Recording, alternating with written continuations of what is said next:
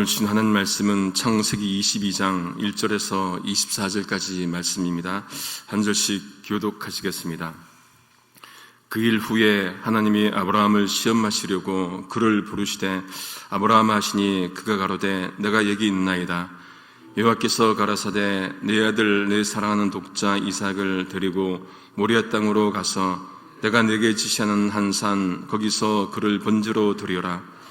아브라함이 아침에 일찍 일어나 나귀의 안장을 지우고 두 사람과 그 아들 이삭을 데리고 번제했을 나무를 쪼개어 가지고 떠나 하나님의 자기에게 지시하는 곳으로 가더니 제3일에 아브라함이 눈을 들어 그곳을 멀리 바라본지라. 이 아브라함이 사환에게 이르되 너희는 나귀와 함께 여기서 기다리어라. 내가 아이와 함께 저기 가서 경배하고 너희에게로 돌아오리어라 하고 아브라함이 이에 번제나무를 취하여 그 아들 이삭에게 지우고 자기는 불과 칼을 손에 들고 두 사람이 동행하더니 이삭이 그 아비 아브라함에게 말해 가로되 내 아버지여 하니 그가 가로되 내 아들아 내가 여기 있노라. 이삭이 가로되 불과 나무는 있거니와 번제할 어린 양은 어디 있나이까? 아브라함이 가로되 아들아 번제할 어린 양은 하나님이 자기를 위하여 친히 준비하시리라 하고 두 사람이 함께 나아가서 하나님이 그에게 지시하신 곳에 이른지라. 이에 아브라함이 그곳에 단을 쌓고 나무를 버려놓고 그 아들 이삭을 결박하여 단나무 위에 놓고 손을 내밀어 칼을 잡고 그 아들을 잡으려 하더니 여호와의 사자가 하늘에서부터 그를 불러 가라사대 아브라함아 아브라함아 하시는지라. 아브라함이 가로되 내가 여기 있나이다 하매 사자가 가라사대 그 아이에게 내 손을 대지 말라. 아무 일도 그에게 하지 말라. 내가 내 아들 내 독자라도 내게 아끼지 아니하였으니 내가 이제야 내가 하나님을 경외하는 줄을 아노라. 아브라함이 눈을 들어 살펴본즉 한 수양이 뒤에 있는데 불이 수풀에 걸렸는지라. 아브라함이 가서 그 수양을 가져다가 아들을 대신하여 번제로 드렸더라. 아브라함이 그 땅 이름을 여호와 이레라 하였으므로 오늘까지 사람들이 이르기를 여호와의 산에서 준비되리라 하더라. 여호와의 사자가 하늘에서부터 두 번째 아브라함을 불러 가라사대 여호와께서 이르시기를 내가 나를 가리켜 맹세하노니 내가 이같이 행하여 내 아들 내 독자를 아끼지 아니하였은즉 내가 내게 큰 복을 주고 내 씨로 크게 성하여 하늘의 별과 같고 바닷가의 모래와 같게 하리니 내 씨가 그 대적의 문을 얻으리라. 또 내 씨로 말미암아 천하 만민이 복을 얻으리니 이는 내가 나의 말을 준행하였음이니라 하셨다 하니라. 이 아브라함이 그 사환에게로 돌아와서 함께 떠나 브엘세바에 이르러 거기 가였더라. 이 일 후에 혹이 아브라함에게 구하여 이르기를 밀가가 그대의 동생 나홀에게 자녀를 낳았다 하였더라. 그 맏아들은 우스요 우스의 동생은 부스와 아람의 아비 그무엘과 게셋과 하소와 빌다스와 이들랍과 부두엘이라. 이들 사람은 아브라함의 동생 나홀의 처 밀가의 소생이며 부두엘은 리브가를 낳았고 나홀의 처 루마라 하는 자도 데바와 감과 다스와 마가를 낳았더라. 아멘. 여러분, 여러분들에게 있는 것 중에 가장 아끼는 것은 무엇입니까? 자식입니까? 아내입니까? 남편입니까? 재산입니까? 어떤 여성분이 그렇게 말하더라고요. 남편만 있으면 다 있다고. 남편이 있으면 자식도 있고, 남편이 있으면 재산도 있고, 그렇게 말씀하신 것을 들은 적이 있습니다. 하나님께서 아브라함에게 명령하십니다. 2절에 보니까 내 아들, 내 사랑하는 독자 이삭을 데리고 모리아 땅으로 가서 내가 네게 일러준 한 산 거기서 그를 번제로 드리어라. 하나님께서 아브라함을 갈대아 우르에서 불러내시고 또 하란을 떠날 때도 약속하셨지 않습니까? 자녀를 약속하셨습니다. 자식을 약속하셨습니다. 그리고 100세에 낳은 아들 이삭을 얻었는데 이제 그 아들을 번제로 드리어라 합니다. 이해하기가 쉽지 않습니다. 이스마엘도 자손이지만은 하나님께서 분명히 말씀을 하시는 것이 이삭에게서 난 자라야 아브라함의 자손이다, 그렇게 말씀을 하셨습니다. 그런데 그 아들 이삭을 번제로 드리면은 대가 이어지지 않잖아요. 그런데도 번제로 드리라 그렇게 말씀을 합니다. 그 말씀을 듣고 명령을 듣고 아브라함이 아침 일찍이 일어나서 준비를 합니다. 아마도 사라에게 알리지 않고 가기 위해서 그렇게 했는지도 모르겠습니다. 그런데 이 부분을 우리가 볼 때 기계적 순종으로 받아들이면은 조금 곤란할 것 같습니다. 아브라함의 그 어떤 감정을 좀 볼 필요가 있는 것 같아요. 숨어있는 감정, 다시 말해서 2절과 3절 사이에 밤새도록 어떤 의미에서 고민하고 괴로워했을 아브라함을 좀 볼 필요가 있다는 것이죠. 아들을 번제로 드리는데 어느 아버지가 즉각적으로 기계적으로 순종할 수가 있을까요? 이 부분을 놓쳐버리면은 우리가 우리의 믿음을, 신앙을 기계적으로 만들 수 있다는 것을 우리가 생각할 필요가 있는 것 같습니다.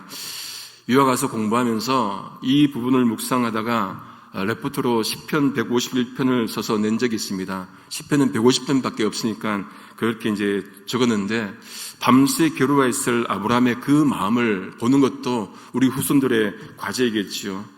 이제 3일을 걸려서 이제 갑니다. 긴 여정이었습니다. 찾아보니까 75km 정도 되었다고 하는데 장작을 준비해서 갑니다. 이해되지 않지요. 그 무거운 것을 왜 들고 가겠습니까? 모리아 산인데 거기도 장작이 있겠지요. 그런데 아마도 가면서 3일을 걸쳐서 가니까 혹시 가다가 또 마음이 바뀔 수도 있으니까 그 장작을 보면서 하나님의 명령이지 하는 것들을 또 올리지 않았을까, 그런 마음으로 또 혹여나 들 마음들을 차단하지 않았을까 생각도 해보게 됩니다. 아브라함이 이제 도착해서 종을 두고 이삭과 함께 갑니다. 함께 돌아올 것을 말하지요. 혼자 돌아올 것이 아니고 함께 돌아올 것을 말합니다. 영어로 보면은 we예요. we, 우리. 그런데 이삭을 바치면은 혼자잖아요. 근데 어떻게 우리입니까? 히브리서 저자가 이렇게 표현합니다. 히브리서 11장 17절에서 19절입니다. 세 번역입니다. 아브라함은 시험을 받을 때 믿음으로 이삭을 바쳤습니다. 더구나 약속을 받은 그가 그의 외아들을 기꺼이 바치려 했던 것입니다. 일찍이 하나님께서 아브라함에게 말씀하시기를 이삭에게서 내 자손이라 불릴 자손들이 태어날 것이다 하셨습니다. 하나님께서는 이삭을 죽은 사람들 가운데서도 되살리실 수 있다고 아브라함은 생각했던 것입니다. 그러므로 비유하자면 아브라함은 이삭을 죽은 사람들 가운데서 대받은 것입니다. 여기 이 부분을 볼 때도 만일 아브라함이 이삭을 죽여도 하나님이 살릴 거라는 것을 기계적으로 우리가 믿었다면은, 그러면은 아브라함이 이삭을 죽이려고 했던 행동은 그거는 믿음이 아니라 제스처일 뿐일 것입니다. 아브라함은 기계적 결과를 얻을 것으로 그렇게 하지 않고 하나님이 이삭을 통해서 대열을 이어간다는 그 믿음으로 이삭을 바치려 했던 것이겠지요. 우리 성경의 인물을 볼 때도 어떤 의미에서 기계적 순종으로 그렇게 모델을 봐버리면은 우리의 믿음은 한낱 제스처일 뿐이다라는 생각이 듭니다. 이제 아브라함이 번제나무를 가져다가 어떻게 합니까? 자신이 지고 가지 않아요. 아들 이삭에게 지웁니다. 자신은 불과 칼을 들고 동행합니다. 이 장면을 상상해 보면은 굉장히 슬픈 장면이에요. 그리고 잔혹한 장면입니다. 아버지와 아들의 동행인데 여러분, 죽이는 자와 죽을 자의 동행입니다.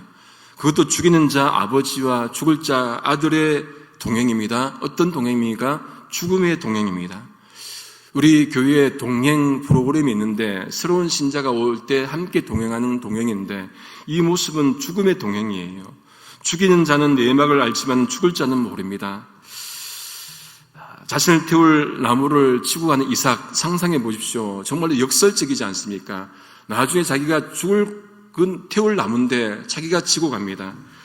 사무엘하 11장에 보면은 다윗이 밧세바의 남편 우리아를 이제 죽이려고 하죠.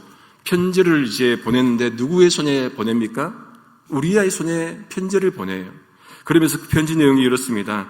사무엘하 11장 15절에 보면은 너희가 우리아를 맹렬한 싸움에 앞세워두고 너희는 뒤로 물러가서 그로 맞아 죽게 하라.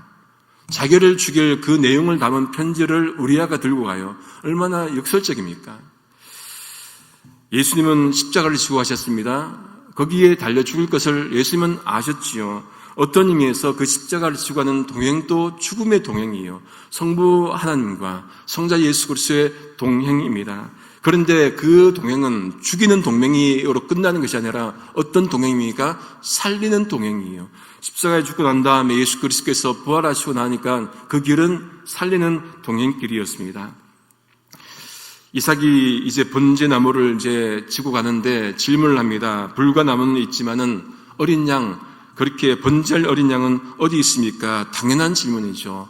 아브라함이 대답합니다. 8절에 하나님이 준비하실 것이다. 여러분, 이것도 만약에 기계적으로 받아들이면은 아들 이삭을 죽이려는 그것은 제스처일 뿐이라는 것들을 우리가 염두에 두고 봐야 할 것입니다. 두 사람이 함께 나갑니다. 이제 아브라함이 제단을 쌓고 나무를 버려놓고 아들 이삭을 결박하지요. 이 결박, 이 단어를 유대인들은 어떻게 표현합니까? 아케다, 그렇게 표현을 합니다. 이 단어는 기억을 해 두시기 바랍니다. 그러면은 하나님께서 이 아케다, 이렇게 결박하는 이거를 통해서 무엇을 원하셨겠습니까? 아브라함의 어떤 믿음을 보고 싶으셨겠지요. 하나님은 우리의 믿음을 보고 싶어 하십니다. 극단으로 몰아가셔서 그 믿음을 보고 싶어 합니다. 가장 아끼는 아들인데 그 아들조차도 줄 수 있는 그 마음이 있는지를 하나님은 보고 싶으셨던 것이지요. 아브라함이 아들 이삭을 죽이려 할 때 어떻게 됩니까? 하나님께서 하늘에서 아브라함을 2번이나 부르십니다. 이렇게 말씀합니다. 12절입니다. 그 아이에게 내 손을 대지 말라. 아무 일도 그에게 하지 말라. 내가 내 아들 내 독자라도 내게 아끼지 아니하였으니 내가 이제야 내가 하나님을 경외하는 줄을 아노라. 자식이 없을 때 아브라함이 종 엘리에셀을 상속자로 두려워했지요. 그런데 하나님께서는 뭘 하셨습니까? 그가 상속자가 아니다. 내 모형에서 난 자가 상속자다. 그때 아브라함이 하나님을 믿죠. 그래서 하나님께서 그것을 그의 의로 여기셨다. 창세기 15장 6절에 말씀을 합니다. 이러한 믿음을 신약에서 뭐랍니까? 이신칭의, 그러니까 믿음으로 의롭게 되는 것으로 연결을 짓습니다. 믿음이 그런데 드러나야 참 믿음이지요. 야고보서 2장 21절에 이렇게 말씀합니다.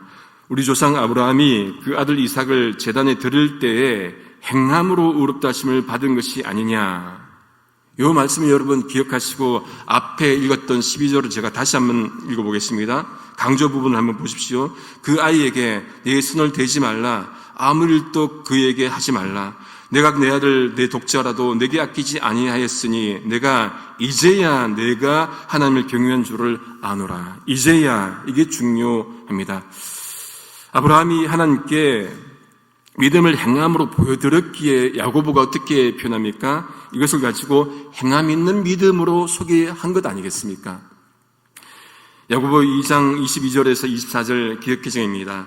내가 보거니와 믿음이 그의 행함과 함께 일하고 행함으로 믿음이 온전하게 되었느니라. 이 성경에 이른 바 아브라함이 하나님을 믿으니 이것을 의로 여기셨다는 말씀이 이루어졌고 그는 하나님의 보시라 칭함을 받았나니 이로 보건대 사람이 행함으로 의롭다 하심을 받고 믿음으로만은 아니니라.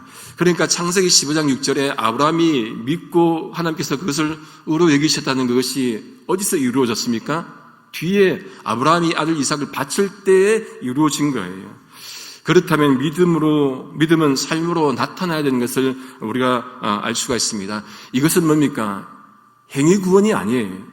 믿음을 행함으로 막 얘기하면 행위 구원 그렇게 얘기하는데 절대로 아니죠. 아브라함이 아들 이삭을 바친 게 행위 구원입니까? 아니에요. 그것은 믿음을 드러내는 것이죠. 행함으로 삶으로 드러내는 것입니다. 여기까지가 우리의 신앙인데 특별히 우리 개신교, 특별히 우리 장로교는 앞에 있는 것만 강조해요. 창세기 15장 6절만 강조를 합니다. 뒤에 야고보서는 중요하지 않게 얘기입니다. 아니지요. 전체가 복음이지 않습니까? 어느 한쪽만 강조하는 것은 바람직한 복음이 아닌 것을 우리가 꼭 기억을 해야 할 것입니다. 진정한 믿음은 드러나야 된다. 그 말씀을 합니다. 이제 아브라함이 그렇게 하고 난 다음에 눈을 들어서 보니까 숫장이 이제 있습니다. 하나님이 준비하신 것이지요. 여호와 이레입니다. 여호와의 산에서 준비될 것이다. 이게 영어로 보면 provide예요. 하나님이 제공할 것이다.